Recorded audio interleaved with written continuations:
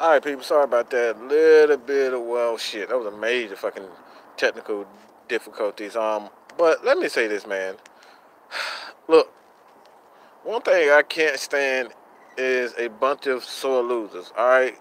When you look at the New Orleans Saints, yeah, they've had a lot. Pretty much have a long run for for years. Okay, for at least 10 years or so. All right, that's a given. But when you get to the point where you in the NFL are crying. All right, these dudes are still crying. It is Tuesday, okay? It is Tuesday, 3:57. All right, Tuesday, 3:57. This game is 2, 3 days gone, and these guys are still crying over spilled milk. All right, the game is not going to change. You guys had your chance to win the game. You have your opportunity to win, and guess what? You failed. You failed. You failed. Period, point blank. If the Atlanta Falcons decided they wanted to sue, okay, they're suing the NFL because they lost. They're suing the NFL because Drew Brees couldn't get the damn job done. At some point in time, you got to look at yourself, man. As an NFL franchise, an NFL coach, and Sean Payton should be absolutely disgusted by his behavior. But he is Sean Payton. All right, he's an egotistical maniac, much like Kyle Shanahan. These guys think they're entitled. They think they're so brilliant. These guys think they're absolutely so freaking smart. Okay, when you look at this thing with the NFL and Roger Goodell having the power to possibly, change the outcome of games, this will open the floodgates for everything, man. This will open the floodgates for a lot of things, and if they decide they wanted to rule in the Saints' favor, well, the Atlanta Falcons and a number of teams can go back and say, you know what, I want a rematch, okay?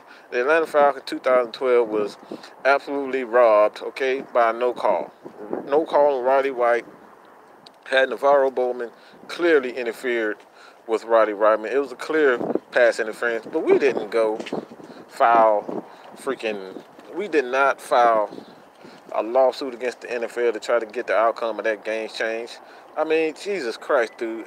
If you are an NFL coach, all right, the thing you should be doing is telling your guys at this current point in time that we're going to try the Super Bowl. Everything has been played out. All right, each team, the Rams have been presented with the trophies. The Patriots have been presented with the trophies, and you're going to tell me that all that is for nothing.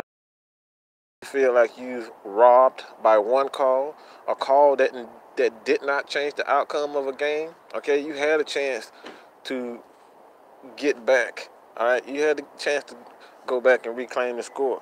All right, from the best of my knowledge, the game was still tied at the moment. All right, the game was still tied at the moment. Drew Brees had a chance to take control of that game, and he failed. All right, Drew Brees failed.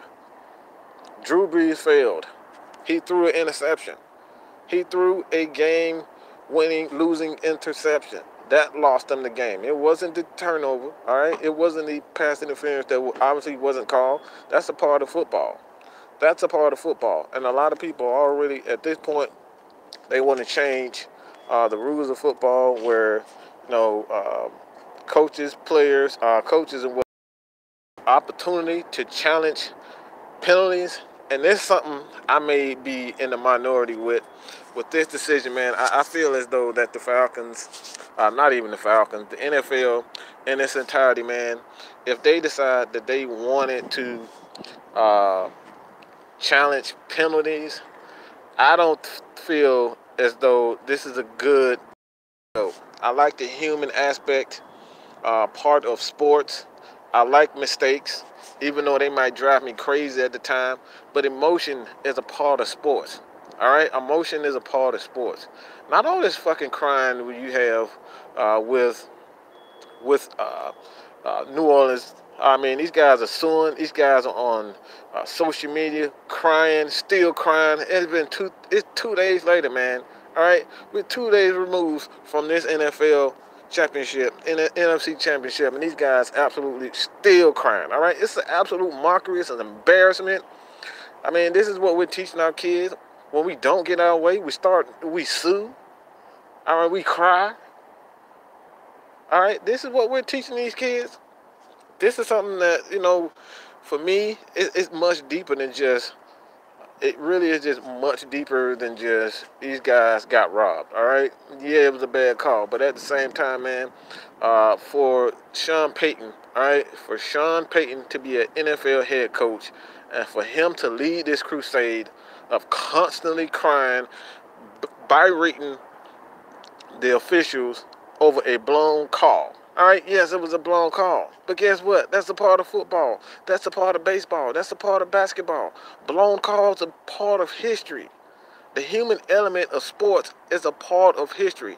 And I may not like those calls.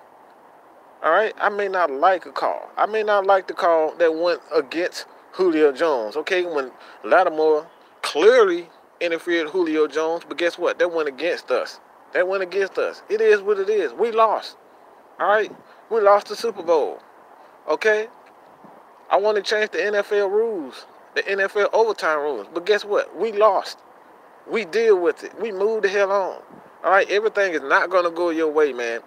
And for an NFL coach to lead this crusade, show his team that when we don't get our way, we're going to cry, we're going to bitch, and we're just going to act like babies, man. These dudes are acting like 2-year-olds. I'm the grandfather. Guess what? I didn't win. I didn't win. Let's cry. Let's bitch. Let's moan. This is what we're teaching these kids, and this is what we're teaching players that's coming from college. That this is what it's going to be like. We're going to bitch and complain. If anybody, man, I lost so much respect for the Saints organization, even if I had very little to begin with. All right? Didn't really have much to begin with. But still, at this point, I have absolutely no respect for that organization. Starting from the top, whatever that broad name is, Benson, God bless his soul. But his wife or whoever she is, she just don't need to go sit down. This trick has absolutely no idea what football is all about. And for you, as a owner, to lead the crusade along with Sean Payton and that organization, to cry and bitch and complain, all right? Have your lawyers file a lawsuit against the NFL to get the game overturned? Like, who in the hell does this type of stuff? This is the reason why Atlanta Falcons fans and a lot of people, even in the NFC South, the Tampa Bay Buccaneers, the Carolina Panthers, I have people on my channel right now that told me that who are not Atlanta Falcons fans, that they cannot stand, they do not like the Saints. Why? It's because of stuff like this. They feel entitled. They feel like everything has to go his way. All right?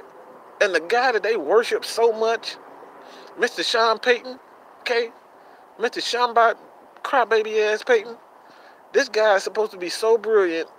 All right, but he was one of the main reasons why he screwed the game. He was one of the main reasons why they lost the game. Why? Because he got cocky. The same exact thing that happened to the Atlanta Falcons in the Super Bowl. This is what happens. All right, coaches get too greedy.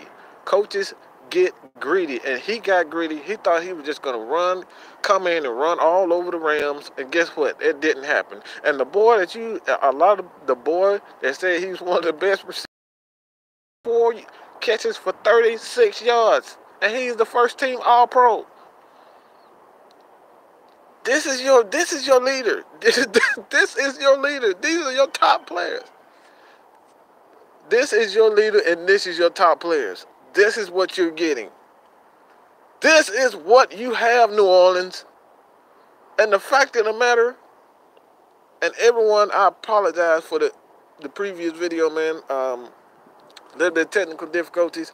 But, again, man, if you guys haven't subscribed to this channel, man, go ahead and hit that like button, hit that subscribe button, man. Share this. I will try to do at least 30 minutes of this video. But to go back to what I was saying, man, for you, a lot of New Orleans fans, even the ownership,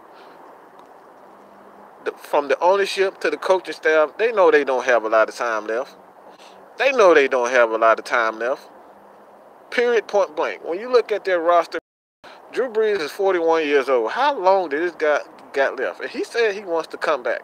All right, Drew, your arm is dead. You can only throw for so long. The NFL is catching up to what you're doing. Okay? You guys got lucky this year. You got on a little run. You had a little couple of breaks here and there. All right? And the Falcons, let me tell you this, man. Had the Falcons been healthy, I guarantee you we would have won this division. No doubt about it. All right? No doubt about it. Even with the struggles that we had against the run. All right? We had 5 starters go down. 5 starters go down IR. 6 starters go down at IR. Okay? And these guys have Drew Brees, overrated Michael Thomas, Mark overrated, and for one, another guy that's overrated, Alvin Kamara. He's nothing but a screen. He's nothing but a poor man's Darren Sproles. That's what he is. This system has been in place for a long time. Why? Because of the NFL rules. I tell people all the time, a lot of these offenses are so good today is because of the rules, man.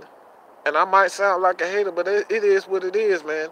A lot of the rules today are simply because you can't touch receivers. You can't touch, man, you can't even, right now as an offensive lineman, I mean, I think it's a good rule, but back in the day, you could chop block guys. You could chop block defensive ends. You could chop block defensive tackles. You could do that back in the day. All right, bro? But as far as this Saints fan, man, as far as these Saints are concerned, man, it's absolutely insane, man. These dudes still freaking crying, bro. Here it is Tuesday. Okay? It is Tuesday, and these dudes are still crying. They suing the damn NFL for a replay of the game. Are you kidding me, bro? Who in the hell does this? It's and these dudes are still crying. At some point, you have to just look at yourself in the mirror and say, guess what, man? We freaking lost. Okay? Frank Ham, Epic the Gamer, Sergeant AR10, one of the Falcons YouTuber, man. Please check his channel out. You guys in the chat right now, if you haven't checked him out, man, go ahead and subscribe just for your boy, Mad Mike, man. Look, man, like I said before, if you're going to be an NFL head coach, if you're going to be an NFL player, guess what? You got to understand that things are not going to go your way. All right? Things are not going to go your way. And as an Atlanta Falcons fan, we all know things just seem to not go, all right, our way at times. And it is what it is. Look, one thing I will not do is make excuses when we lose, okay? I'm not going to sit here and say we should have did this, we should have did that, they screwed us out of this. Yeah, okay, we've been on the bad side of luck for a couple of years now. For years now, to be honest. Just the bad side of luck, man. It is what it is. But Dan Quinn is one of those coaches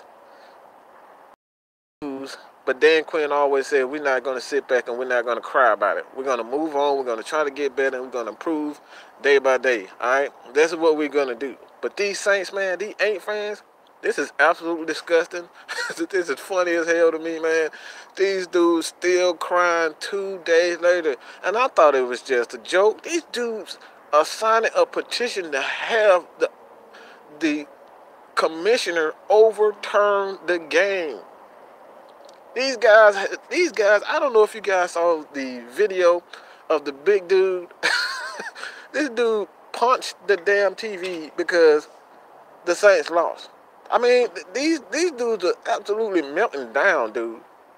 I know people that are on my Facebook on my Facebook page and on my Facebook account, all right, these guys are absolutely going insane. They cheated us, all right. No one would take up the no one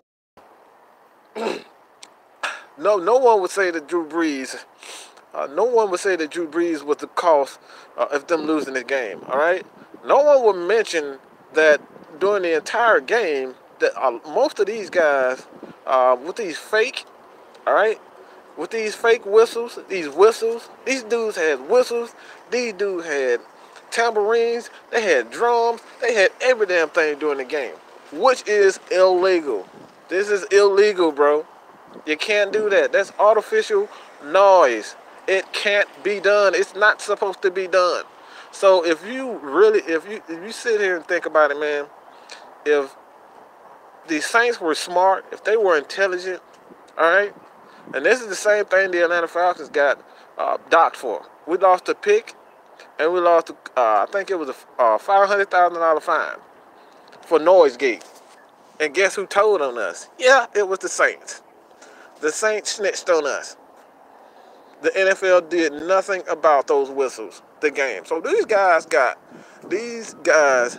away with cheating yet again, and now they want a rematch. Come on, bro. You got away with cheating. Artificial noise is not supposed to have. That is against NFL rules, and the NFL did absolutely nothing. That was a point in the game. There was several points in the game where players on the field stopped because they thought they heard a whistle. They knew that they heard a whistle. And guess what? The NFL did absolutely nothing about it. All these fucking excuses. All these excuses for just losing. All right? And the guy that you have so much confidence in, I said from the very beginning, I said when they had that lead and the Rams started to come back, Jared Goff played an excellent game. All right, that kid, he may not be a Matt Ryan, he may not be a Drew Brees, but that kid showed me a lot of heart. Okay, he showed me a lot of heart. He got rocked. That offense was a mess. The offense was an absolute mess in the first half. But that guy, when Todd Gurley was clearly not healthy, and they had to take him out of the game to get him out, your boy Jared Goff stepped up. He stepped up to the plate, and he made plays. He made some big-time throws. And you guys still couldn't keep him down. You were up 13-0, 20-10. Okay, you had the game in your hand, but you blew that. You blew it. Patrick Stab, Ghost Peppers, all right? United we stand, whatever the fuck your name, whatever your name is, man. Appreciate it, man. United we stand. I don't know why I said that, man. I guess United we stand against the New Orleans Saints, man. And at this point, man, I don't care if the New England Patriots win. As long as the Saints don't win, I am absolutely happy. I am satisfied. All right, and I'm starting on my draft board.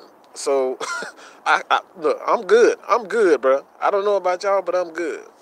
I'm absolutely good. But these dudes, absolutely, what the Saints know they are done, bro.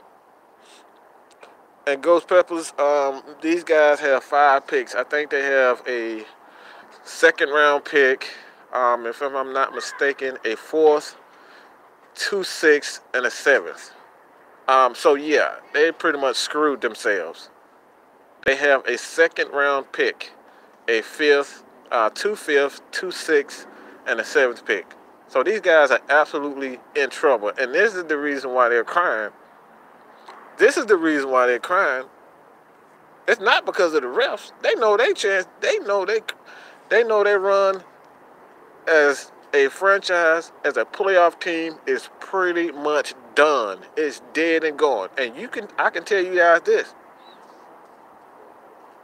If Drew Brees stays 2 more years, that franchise will absolutely fall to the fucking ground. All right? They will fall to the ground. So if I were the New Orleans Saints, I know it may sound crazy to a lot of New Orleans Saints fans, but you need to trade Drew Brees. $33 million this year and $30 million for a quarterback that's 41 years old, no picks. It's time for you guys to get. It's time for you guys to get over it. Drew Brees needs to go. You're handicapping this team, bruh. I've seen the picks. I've seen the cap, the salary cap. It's total crap. And Sean Payton is not going to stick around for this.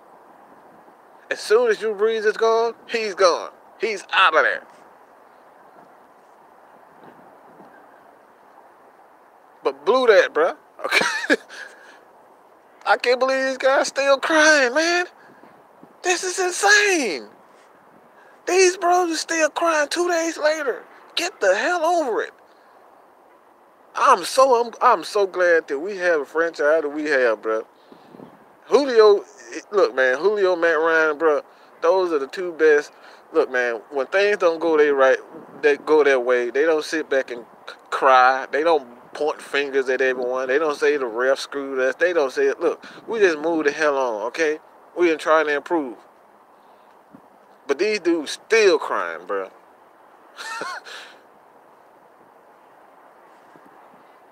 Patrick Stats, yes, you lost a draft pick, and I think we got the Falcons were docked about $500,000. I have to go back and look, but I'm sure I did an article back in a while ago, and I believe it was somewhere in the neighborhood of 250, 500,000. We may.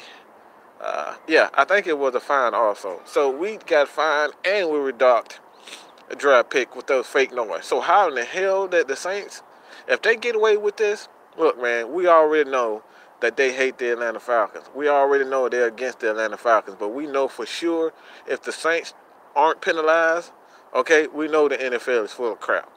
I mean, I really don't need this to solidify that these guys are full of crap. But we know for sure if they aren't penalized. I mean, you saw Fox News. All right, not Fox News, but during the broadcast, Fox absolutely, they showed the guy blowing whistles. They showed blowing the whistles. And during the game, I mean, players stopped because they heard whistles.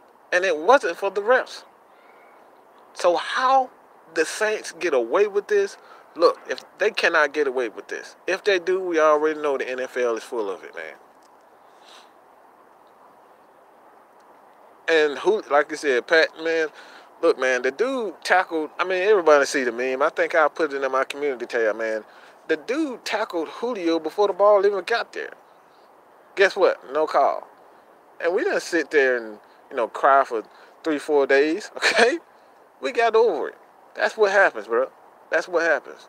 That's what real men do. We don't sit back and cry because this is what real men, this is what real women do. We step up and we don't sit back and cry 2-3 days later, all right? We get the fuck over it.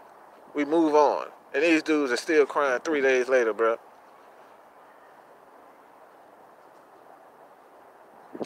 Knowing they crybaby ass, they will protest and good job with. Look, man, Roger Goodell cannot. And I think at some point they will try to implement. It's kind of difficult. I think at some point they will try to implement replay as far as challenging refs' calls. But I think even that's tricky. I don't think that's something Roger Goodell would want to do because it would open up the floodgates and it would slow games down. And NFL is a game. It is a game where it's long, lasts somewhere in the neighborhood of 3 to 4 hours, and I don't think they want to prolong games. So I don't think it's something that they will want to do. And you already know that these guys, they like to fix outcomes and outcomes of certain games. I would say fix outcomes, but they like to influence certain outcomes to a game. So if they decide that they want to have the coaches protest or challenge penalties, Look, man, they're taking a lot of power away from themselves, and I don't think that's something that the NFL would want to do. It'll open up the floodgates for just. I just don't think that's something that they want to do. Um,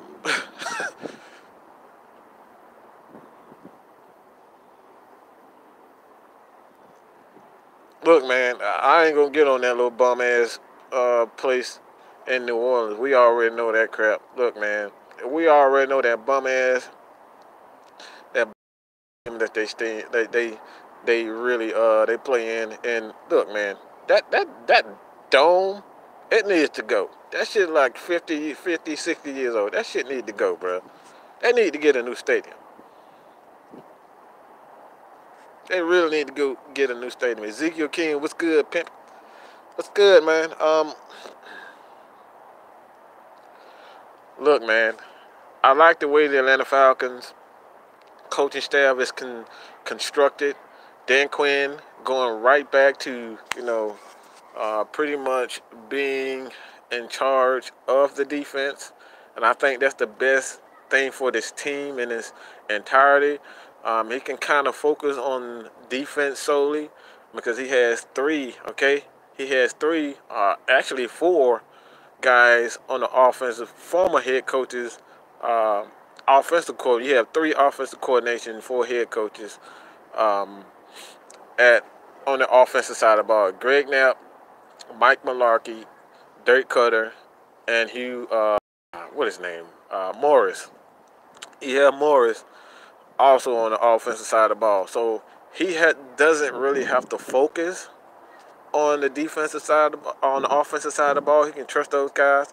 And honestly, man, with at the very least, 100 years of experience on the offensive side of the ball, yeah, I think the Falcons are pretty good on the offensive side of the ball. I'm not worried about the offensive side of the ball, but Dan Quinn going back to the defensive side of the ball, I think will be big for the Atlanta Falcons going in 2019-2020 season. Ed Oliver or Derek Brown, I don't think Ed Oliver fits in what we want to do. I think he's a little bit on the light side. Um, I would lean towards, and it's kind of difficult for me to say, but I would possibly try to trade down and I would trade I would trade down to get an offensive lineman, an extra pick, because the way I see things, the Falcons need offensive linemen. They need defensive tackle. And a guy that I have my eye on is Dexter Lawrence. Dexter Lawrence is a guy that fits perfectly to what the Atlanta Falcons want to do. Christian Wilkins also is a guy. I don't know if I would take him at 14 if he's there. You can't ignore him, but I would think about really trading down, maybe 20, 25, get an extra pick, and you pick up a couple of defensive tackles. And from that point on, you can draft two more offensive linemen along with that. So the Falcons they have a lot of picks. They have 13 picks at the moment. But I really at this point, I like Dexter Lawrence, to be honest. I think Dexter Lawrence at his size, he can, get to the quarterback athleticism. He has athleticism. I'm not too much worried about his the issue with the performance enhancer. I don't think that's a big deal. Dirty Bird for life. That's what I was laughing at, man. Chopper style, chopper style. Look, man, that video is funny as hell, man. That video is funny as hell. I love that shit. I love that. But Golden Rooster, what's good, man? Yeah, man. I'm gonna continue to give those. Give you good content, man. That's what I'm gonna do, man. Give you the best content I possibly can. Look, man, these guys had bounties. They told on us. All right, look, people. When you look at Noisegate, the Saints were the one that turned us in. okay? Because we were playing music during the play, which is not supposed to happen. You're not supposed to have artificial noise during the play. These guys were blowing whistles. These guys had tambourines. These guys had cowbells. These guys were doing all this. And guess what? Nothing. The refs never said anything. And they turned us in. All right, Noise Gate, we were turned in by the New Orleans Saints. Yes, they did it. Those fucking snitches did it to us. They did it to us. So the NFL, they have to do something. They have to do something about it. It is what it is, man. It is what it is. Should we franchise Grady? Absolutely. Grady Jarrett is not going anywhere. All right. Yes, Grady Jarrett, they have a difficult decision to make with Vic Beasley and Grady Jarrett, but at this point they will most likely, and it's kind of a difficult decision for me. I think they would try to see where they can see what they can get for not Grady Jarrett, but Vic Beasley, see what the market is for him, and they can kind of get a feeling of where they want and what they can and what they want to do. But like I said before in the previous video, my off-season roster breakdown, I don't think 12 to 16 million dollars for a Vic Beasley who isn't a consistent pass rusher. Now, like I said before, I love Vic Beasley's. I love his talent. I think he still can put up big numbers, but with his inconsistencies as a pass rusher for the Falcons, I don't think that's something that the Falcons would want to do, paying him 12 to 16 million dollars. I just don't think you can do that. But when you have a Grady Jarrett, man, Grady Jarrett is without a doubt one of the best defensive tackles in the league, and you gotta pay Grady, and he will be franchised without a doubt. Ain't no way in hell that Dan Quinn is letting a defensive tackle like Grady Jarrett go, who was a defensive tackle himself. So he knows the value of a defensive tackle. All right, no way he's letting him go.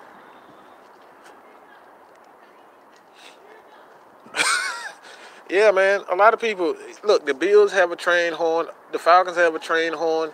The Bucks, they have the cannon. They blow that damn thing off all the time. The Patriots, we already know those cheating bastards and that fog, that fake fog that they have, blowing cannons and fireworks during every single score. Ironically, that only happened to the Falcons and nothing happened to them. But like I said, man, these dudes to that period, they were cheating. They really had. These guys had cowbells, all right, cowbells, whistles, and damn tambourines blowing through the entire game, and the refs did absolutely nothing, and they complaining about someone cheating. Like, what the hell kind of crap is that? All right, come on, bro. Epic the gamer, Vic would take about 8 to 11 million. I think that's about right. If they can pay him more so as an outside linebacker than a defensive end, I think Vic will most likely decline that, just based on my opinion.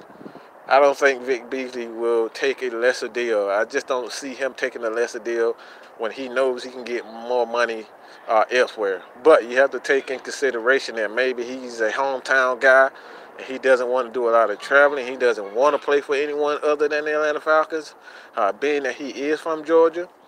And it's easier for him.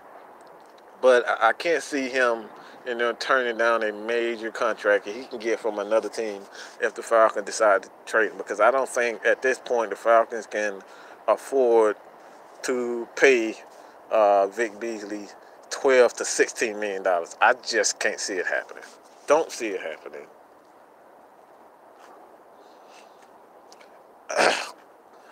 Vic Beasley signed a one-year deal. No way in hell Vic Beasley signed If he signed a 1 year deal, I mean, the Falcons have a player option.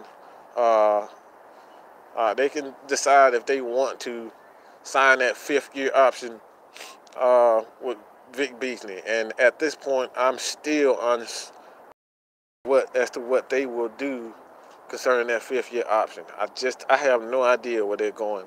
Like I said before, I think at this point in time, I think they're really trying to get the market value of what Vic Beasley is worth from other teams, what they're willing to give up for him. Um, being that, other than that, I just don't like, man. I really don't. I really don't know. I really don't know if you're gonna re-sign Vic Beasley. Just can't see.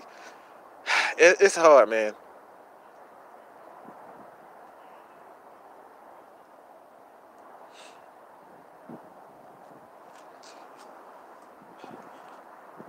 Man, those dudes, look, man, those dudes had all types of instruments, man. Okay, those dudes had every type of instrument you can possibly name. Every, every bit.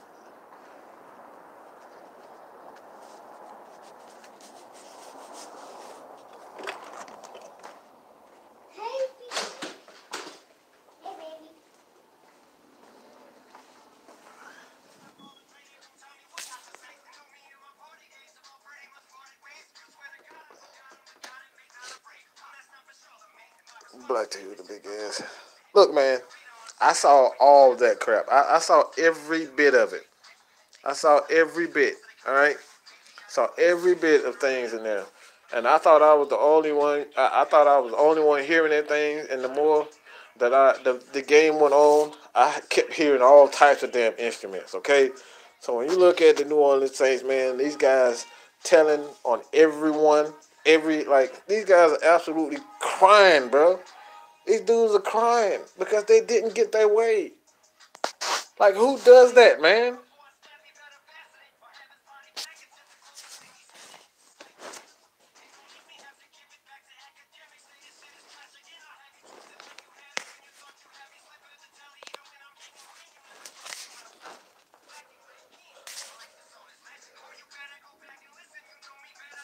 What do you think about replacing Neesman and Neesman replacing Poole? Isaiah Oliver was absolutely, without a doubt, unless something absolutely crazy happened, I expect Isaiah Oliver uh, to be Robert Alford's replacement. Um, Sherrod Neesman absolutely is the guy that you have to have on this roster going next year. I thought he played tremendous. Put Brian Poole in positions where he can be effective. Neesman is a good cover guy, especially in man to man. He needs to work. He needs a little bit work in zone, but when you look at him as a man to man defender, he's much better. So I expect Neesman to be back. I expect Poole to be back, but not on a. I don't think it'll be a big deal for Brian Poole. I do like him back, but not at the deal um, that he could potentially get. I don't think any team is going to give him a draft pick for Brian Poole unless they see him more as a safety.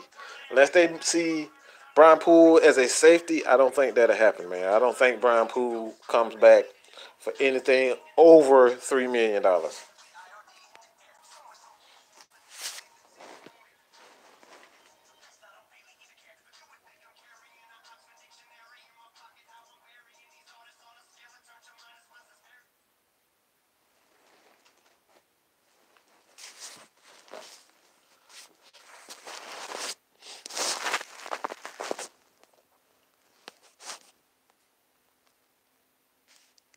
What would I thought? What I thought was bullshit was refs blowing the whistle late. Even after, look, man, even the refs. That's the thing. This is the thing why I say that the NFL has to do something about it because the refs were even looking at each other. Thought they had blew the whistle. Other refs thought they blew the whistle. So they have to do something about this. Like this is something. This is the thing that really irritates me about the NFL, man, in this past game. That they knew for a fact that this was fake noise and those guys didn't do anything about it. During the game, they were looking at each other. Anytime you're looking at each other during the game, man, and you seeing these guys looking at each other, all perplexed, thinking they heard whistles, thinking other refs blew whistles. Look, man, the Saints have to be docked a penalty at some point. So this is absolutely ridiculous. Absolutely ridiculous how they got away with this. Look, Aaron Donald, and let me tell you guys, this is something that I might sound crazy by saying this, all right? But if the Atlanta Falcons, if somehow Ndamukong Suh come down on his price at $15 million for a year, look, I wouldn't mind having that guy for a year because that guy, he and Aaron Donald was an absolute one man. Those guys were wrecking, okay? They were wrecking that offensive line. And the Saints have a pretty good offensive line. And that dude was a freaking problem. And Ndamukong Suh was a problem. He looked like the Ndamukong Suh of old. That dude was playing his ass off. He and Donald, that tag team they have and for the Rams, those guys a problem, dude. I would not mind having Ndamukong Suh in the Atlanta Falcons jersey, man. That damn Suh, Lord have mercy. Look, man, Blank doesn't like people that off the field issues. And Ndamukong Suh is a dirty motherfucker on the field. You can say all you want about the guy on the field. He's dirty, but off the field, Ndamukong Suh has not had issues off the field. That's what Arthur Blank does not like. So to say Ndamukong Suh will not be Atlanta Falcons, I can't say that because I haven't seen any issues with him off the field. Antoine Smitty Smith. All right, what's good, man? You guys can check his channel out, man. He got some nice. He talks some more about trending topics in the NFL and sports. So I think you guys would like that channel, man. I definitely one that I subscribe to him. He's been on my radio show, my podcast, Red Cup Rants. Pretty good dude, man. Look, it was one point during the game against the Saints, man, when Ndamukong Suh had three guys around him, and these dudes could not even move this dude, okay? Do you hear what I'm saying? There were three Saints offensive linemen around him, and those guys had a hard time moving him off the spot. Okay? Let me repeat that.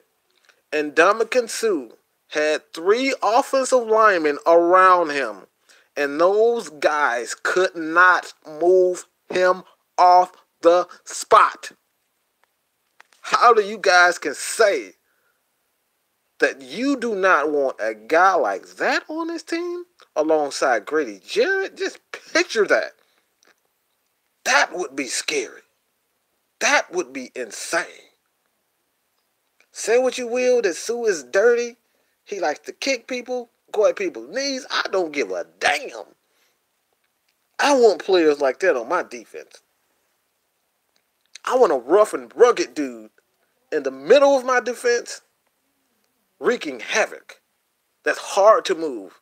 And this is what the Falcons are missing. I love Grady Jarrett, but he's not in Ndamukong Suh. And Ndamukong Suh, that guy's a freak of nature, dude.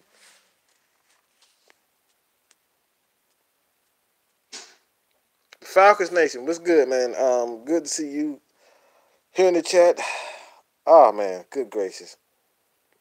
I'm just thinking about Ndamukong Suh with Grady Jarrett. That would be absolutely insane, bro. Insane. It would be like watching Aaron Donald and Ndamukong Suh, man. Good gosh. That would be insane.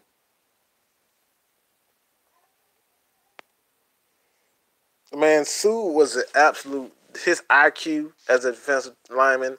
It was a play, and I think that's exactly what Golden Rooster is talking about, where he chipped, was it with a receiver? I know it was Alvin Kamara. Alvin Kamara was headed out to the flat, and he just pancaked. He smashed that dude, man. And it caused Drew Brees to throw the ball, throw an incomplete pass. But Ndamukong Suh has a very high IQ as a defensive player. So all you guys can say that he's dirty, he's all this, but Ndamukong Suh knows exactly what he's doing. This guy is absolutely he's a football player. He's an old school football player where the rules are completely different than that. Sue, Grady Jarrett, and Tack McKinley, that's attitude, bro. That is attitude. We know Grady Jarrett has that attitude. We damn sure know that Tack has that attitude. And Sue, with his antics, whoo, my gosh, that would be crazy. That would be crazy. So I wouldn't mind bringing Ndamukong Suh if the Rams decide to let him walk. I wouldn't mind bringing Ndamukong Suh in for a year or two. Would not mind that whatsoever. And you align that with a guy with Christian Wilkins or um, Dexter Lawrence or even Ed Oliver, if that's something that the Falcons are going after. Ed Oliver. You combine that with that, that's a sick defensive line, man. Now, Sue, like I said, man, I really don't care if Sue is dirty. I want dirty players on my team. I want soldiers on my team. I want players with attitude on my team, especially on the defensive line. Defensive linemen, I want people with attitude. I need that. I want that. You need that. Okay, you need that in the team.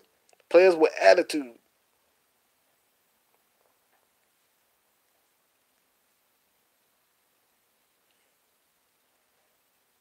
You want Jonas Williams? Hold on, who is? Oh no, no, no. There's no way we're getting Williams from Alabama. He's gonna go. He's gonna go quick.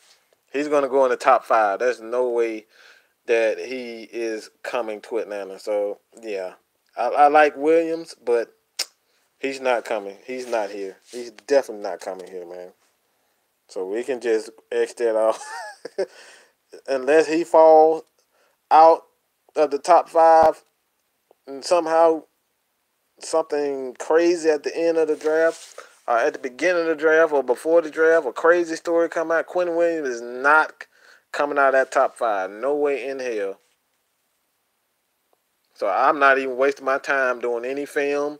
I'm not doing any, I'm not putting him on my board. I'm just going to throw him away because there's no in hell that Quentin Williams is coming to Atlanta.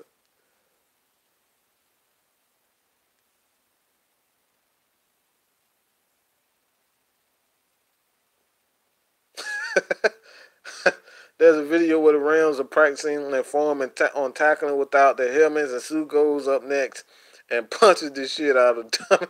Look, man, and Ndamukong Suh is an old school football player, man. He's an old school defensive lineman.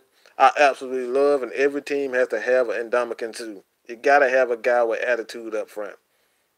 If not, you're gonna get your ass kicked. You're gonna get your butt whipped, and that's what the Falcons are lacking up front. They're lacking a guy up front who can just get dirty and is just nasty.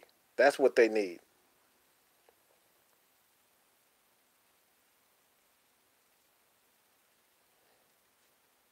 I don't know about that. Dirty Bird for life.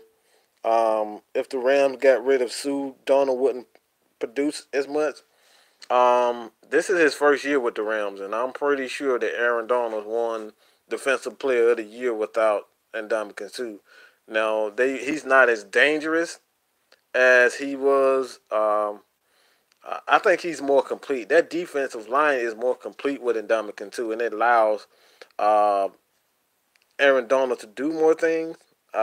Specifically, just get after the quarterback and disrupt plays. But he's definitely more of a threat now with Ndamukong Suh on there. I would give you that. Yeah, Payne. Yeah, Payne. That's why I say there's no in hell that Quentin Williams is coming to the Atlanta Falcons. He's not dropping out of the top five because the Falcons had an eye on Payne, but he just went way before that we can get to him. So no, man, absolutely not.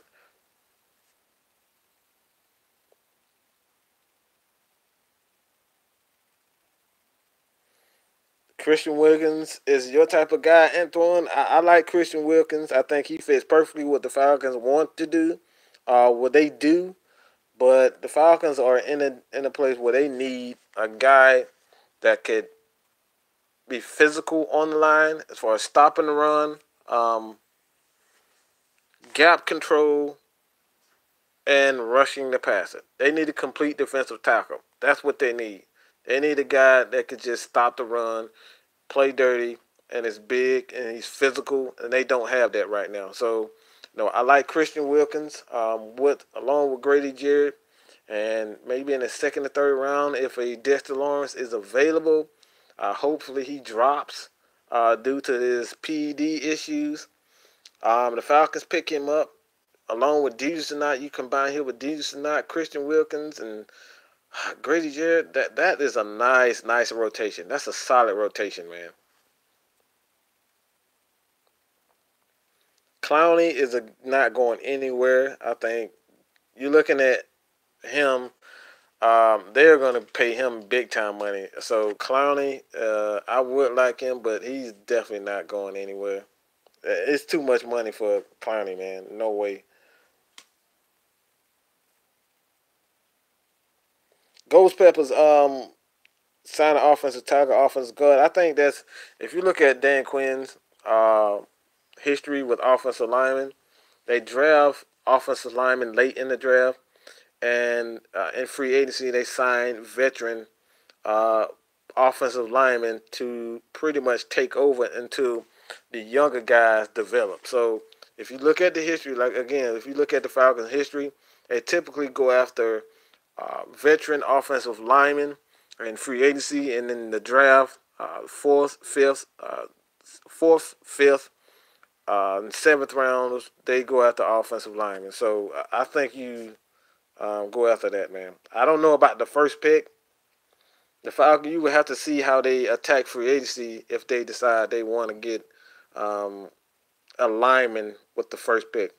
There is a scenario that could happen if they decide to trade down in order to get a guy like Jonas Williams. Maybe you do that and you pick up an extra pick, and in the second round, like I said, you go at the guys like Zach Allen. Um, Zach Allen's a guy that I like. And what's the other guy? I just saw him yesterday, but DeMarcus Dexter Lawrence is another guy that I said before that I like him. No, we're not talking about Vontaze Burfict dirty. No, that dude, I don't know how the hell he even in the league. Vontaze Burfict is filthy. Come on, that guy, we should cut Vic Beasley because he's clearly a bust. Look, man, look, we're not going to do this shit again, all right? Look, this is what we're not going to do. We're not going to pick on one guy on the defensive side of the ball and say he's a bust because he doesn't get 15 sacks, because he's not getting this 15 sacks again. He's not the sack leader, but that's not a definition of a bust. A bust doesn't lead the league, okay?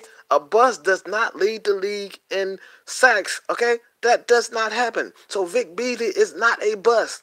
What Vic Beasley is who he is. What do I mean by that? He's a pass rush specialist. Vic Beasley is a pass rush specialist. He's not a complete defensive end. Okay? Get this through your head, Falcons players, Falcons fans. Vic Beasley is not a complete defensive end. He's a pass rush specialist, which means he is flawed. And if you don't have the right pieces around a pass rush specialist, guess what? He's going to get physically dominated. So that's why you need a defensive tackle like a Dexter Lawrence, like a Christian Wilkins, to help take off that heat away from a guy like Tack McKinley, away from guys like Vic Beasley. So Vic Beasley is not a bust. He was never a bust. You don't lead the league in sacks and say he's a bust. But he's not who we thought he was. He's not Khalil Mack. He's not Von Miller. And it's fine. We have to stop putting these labels on guys. Like, because he's not leading the league in sack every year, he's a bust? Come on, bruh. Stop it. We got to stop this. We have to stop putting these unrealistic expectations on guys who were never that to begin with. I say this all the time. People, we got to stop it. We have to stop this. Saying a guy is a bust because he's not leading the league in sacks again? Things happen. Vic Beasley he was never coming into the league. Vic Beasley was never a complete defensive end. He was never that. He was a pass rush specialist coming into the league who just so happened to lead the league in sacks. So to say this guy's a bust because he's not Von Miller, because he's not Khalil Mack, it's absolutely crazy. It's crazy. We have to stop this. And I say the same thing about Desmond Trufant. People say he's a bust because he's not a shutdown corner. Okay, do you know any shutdown corners in this league? Do we know any shutdown corners in this current NFL? I don't. I sure as hell don't. I know it ain't Marcus Lattimore. I know it ain't Eli Apple. I know it ain't Jalen Ramsey. I know it isn't a lot of corners. So when you look at the NFL, the way the rules are constructed, the days of a shutdown corner are gone. Period, point blank. We have to stop putting these unrealistic expectations on guys. Like, when we drafted Desmond Trufant, we didn't draft him to be a shutdown corner. If we drafted him to be a shutdown corner, we wouldn't have went in the second round to draft a Robert Alford. He was never drafted to be that. You draft shutdown corners early in the draft. 5, 10, okay? Those are shutdown corners. So Desmond Trufant was never a shutdown corner to begin with. So we have to stop putting these unrealistic expectations on guys. It's absolutely insane why we treat it. It really pisses me off when we try to put these, even Duke Riley. Like, Duke Riley was never brought here to be a Deion Jones. He was never brought in to be an all-pro. He's a piece of a defense, of a grand scheme of things. See how he fits in with the team, how he helps improve teams. This is what he brought in for, to play a role. These guys weren't brought in. When you draft guys, you don't typically draft guys to be all pros. You hope that they get to that point one day, but you draft them to play a specific role. So we have to stop putting these crazy, unrealistic expectations on guys. We expect guys because they drafted in the first or second round to be goddamn Lawrence Taylor. Like, there's only one Lawrence Taylor. There's only one Khalil Mack. There's only one Von Miller. It pisses me off. It really does.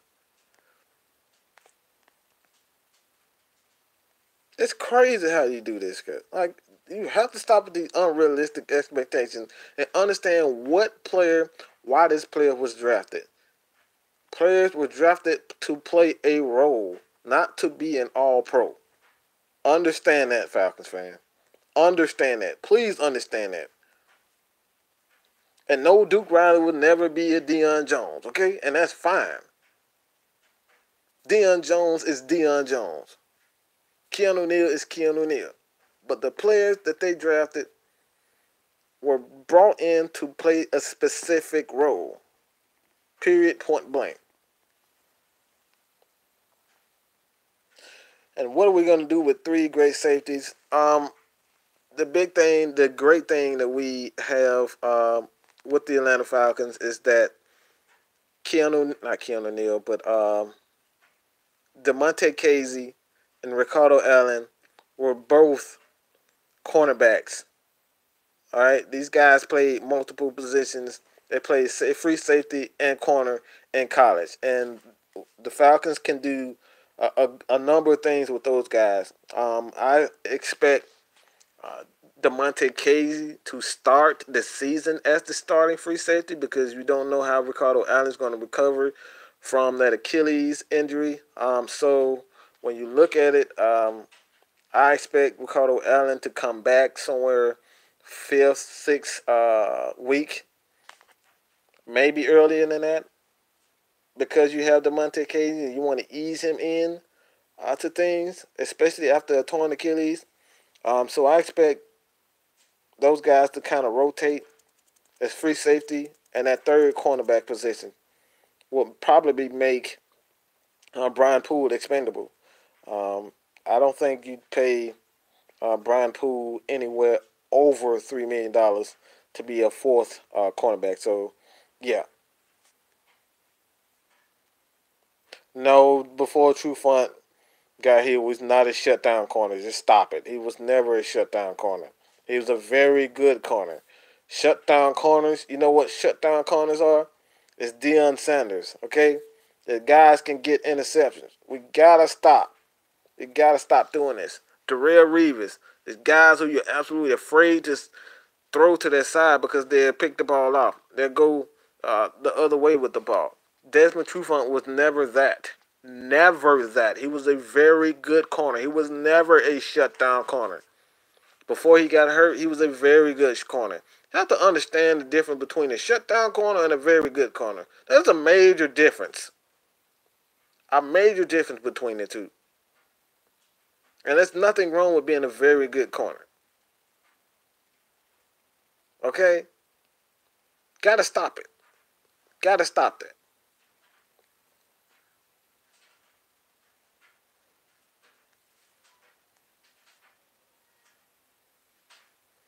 Falcons fans extraordinary. Look, man, everyone plays their role, man. Like I said before, we have the unrealistic expectations for players, and we really get to a point where these a lot of fans expect players to be all pros just based on their draft position, and sometimes that just doesn't happen. How many players are drafted in the first round and they are total bust? At least 60% of the players that are drafted in the first round are considered as busts, and they don't live up to the expectations. So we got to stop it. We got to stop it. We got to stop trying to put these all pro monikers and statuses on these guys who are just drafted to play a role. Vic Beasley coming into the league was flawed. He was a pass rush specialist coming into the league. Come on, people. Vic Beasley was, when he was drafted coming into the league, the knock on Vic Beasley was he was very small, but he had extraordinary talent, all right, to help him. That's what happened. How did Mitch Trubisky get in the Pro Bowl over Matt Ryan? Look, man, I don't even know. At this point, I honestly, at this point, man, I think Matt probably turned it down. Mitchell Trubisky or whatever the hell he want to be called. Look, he's a good quarterback, but winning, when you win, things change. I guess that's what happened. But that's just crazy, to be honest.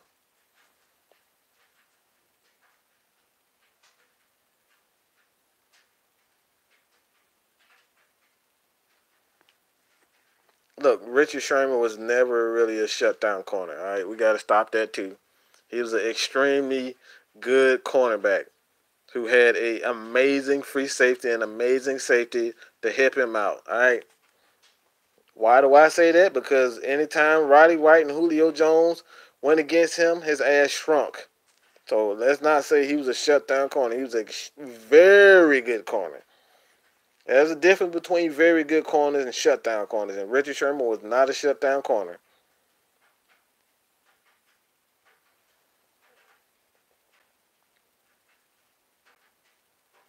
How the Muhammad was good, man. How did Julio and Matt get to the Pro Bowl with the Monte Casey? The Monte Casey is, I think, it's probably that he didn't um, start the season. It's hard to say, and plus this is his second year. I don't think they took him seriously. I know he was good. I know he had talent, but no one would have saw that the Monday Cage would lead the league, tie the league in interception with 7. So I don't think they really, you know, it's disrespectful. But at the same time, I understand it. Being this is his second year, first year as a starter at free safety. But come on, man, we got to stop saying every good corner is a shutdown corner. It's like just because you're good don't mean you're a shutdown corner. All right, he's a very good corner. There's a lot of very good corners in the league, but shutdown corners, like Deion Sanders, Darrell Reeves, even Ty Law in his day. Ty Law was a very good corner. All right, Champ Bailey, those are shutdown corners. There's no such thing in this current NFL as a shutdown corner. Those days are gone, man.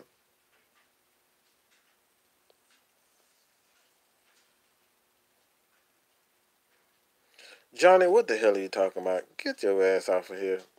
Like, Falcons shouldn't be talking smack because of 28-3. Man, be quiet. Sit your dumb ass down.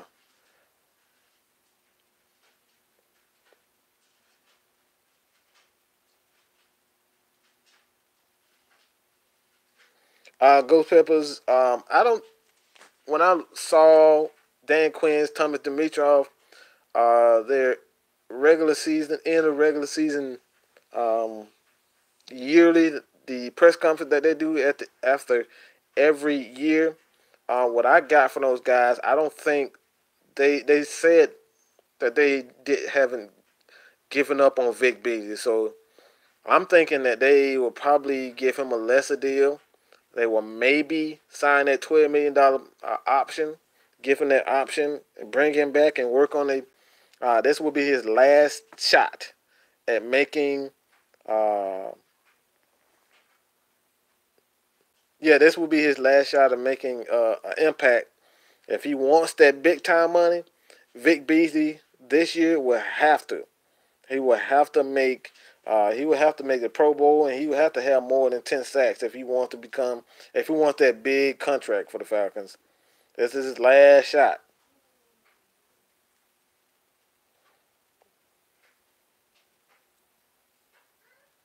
Yeah, Johnny's just stupid. That dude is dumb. It's like he thinks it's like I don't know what he's like. I guess he thinks he's getting under my skin or whatever. Like Falcons should be talking because it's 28-3. Like man, be quiet. 6-6 Fredo, what's good?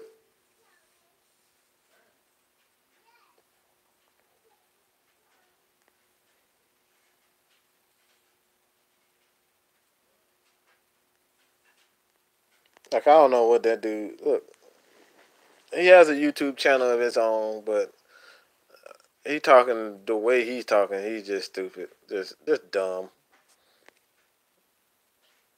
just dumb, dumb, dumb, dumb, dumb. And Vic Beasley was a tight end. They converted him to defensive end because he had such amazing get off. Like he had a crazy athleticism, and he still does. That's why I say at this point I don't know if the Falcon will want to move on from a guy like Vic Beasley because he has that amazing first step that you just can't teach. So look, it may sound crazy at the moment, but I don't think the Falcons are willing to give up Vic Beasley for chump change or just let him walk. I just don't think that happens.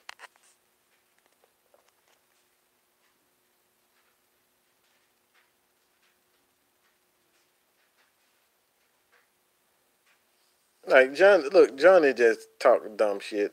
Johnny talked some dumb shit. That dude is just an idiot at times. Like I don't even like some people. Some people talk crap just to be funny, to be trolls, but I don't know what the hell. He just talk dumb shit. No, Antoine. I don't know about the corners coming. Free agents. I have to look at the list, but at this current time, I don't know. We have to look at the cuts once the season officially ends after the Super Bowl. So we'll see, man. We'll see what the free agency list looks like once the season ends, officially ends.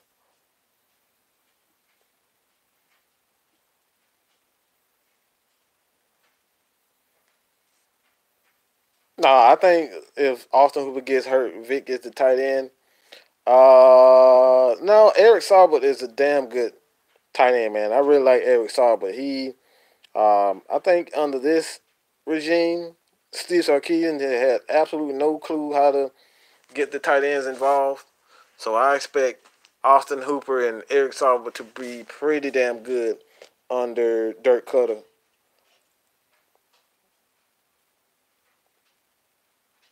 Yeah, Darby is coming off the ACL, sir. I don't know if you want to do that, man. I don't know about that. I'm always kind of weary of injuries.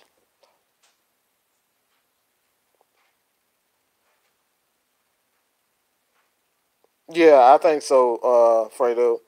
Um, I think you give Beasley one more chance, and the only reason why I'm saying this is because $12 million is not bad.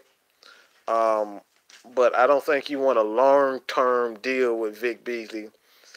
Give him one more shot to prove himself as a pass rusher.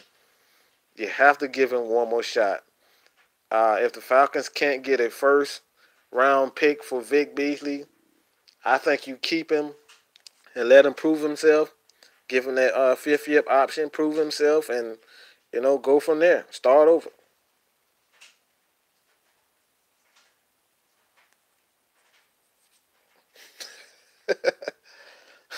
Man, that whole Saints fan, the whole Saints, the fans, the team, the players, everybody looked like they was about to cry, man. All right, they still crying. 2 days later, and they still crying.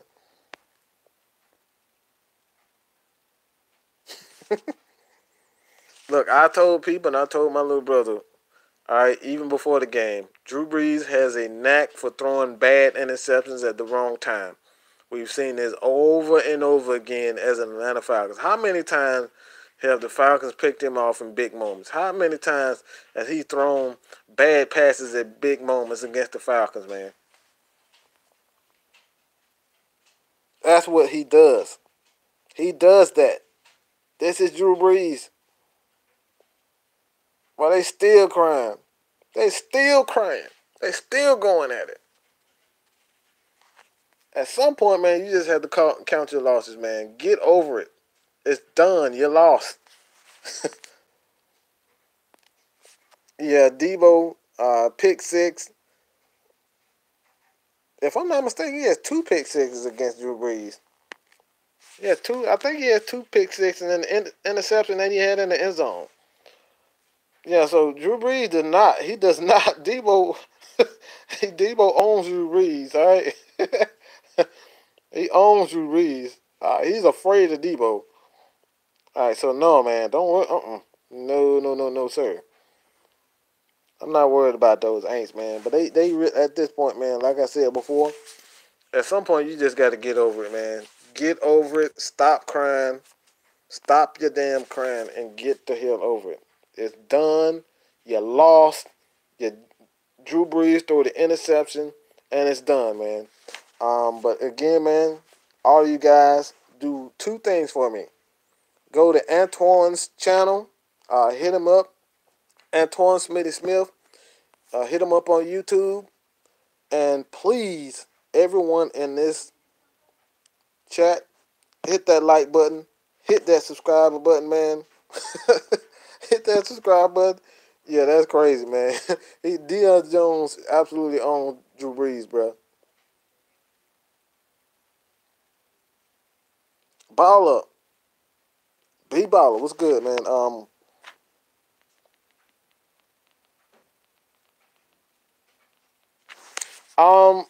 the only reason why I say 12 million this year is because it's a 5th-year option, and this is the last year on his contract. So if you draft a defensive end, say the first round or second round, you can always have a backup plan. And they have a backup plan, to be honest.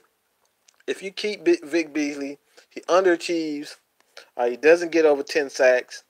Um, you can draft a defensive end in the first or second round. You sign Bruce Irvin back. There's your backup plan. So the Falcons have a backup plan, and you only have a 1-year deal. That's only $12 million. You don't have a deal whether it's like uh, Devontae Freeman. You pretty much signed him to a long-term deal, and you're stuck in the contract. 1-year deal for a guy that, to me, is worth it. His talent is worth it. Vic Beasley's talent is worth it. He led the league in sacks, so he has the talent. So for me, I think that's worth it. Give him $12 million for for the 5th year. See if he can do it. If not, you draft a guy in the first or second round, defensive end in the first or second round, and you start looking for his replacement. I mean, you have Tack McKinley, you have Grady Jarrett, so and you can bring back in Bruce Irvin. So it's not like you don't have it. I mean, it's a win-win situation if you ask me.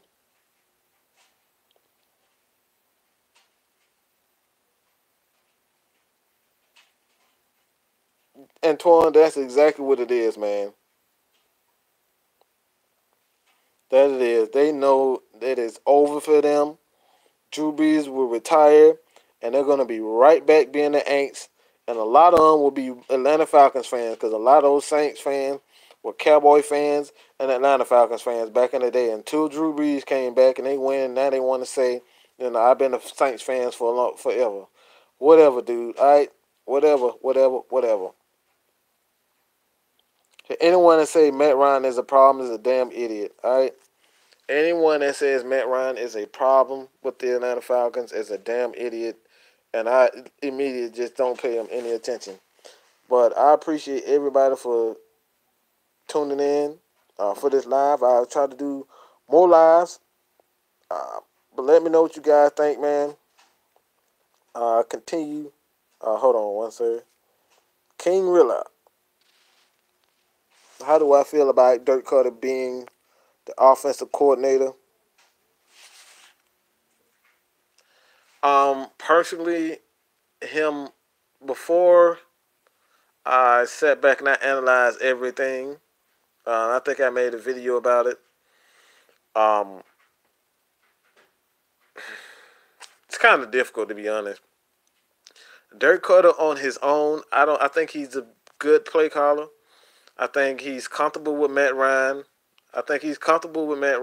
Julio Jones and whatnot. So that's an easy transition.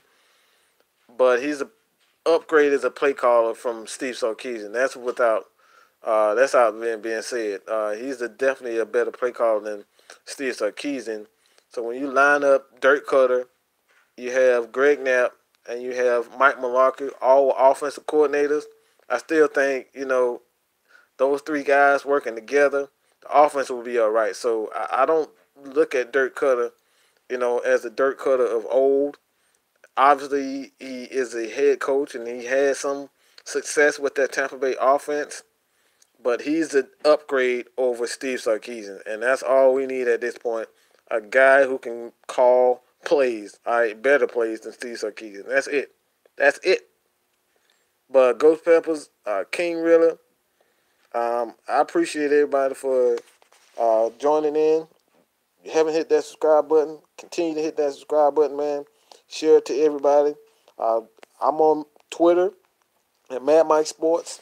I'm on YouTube.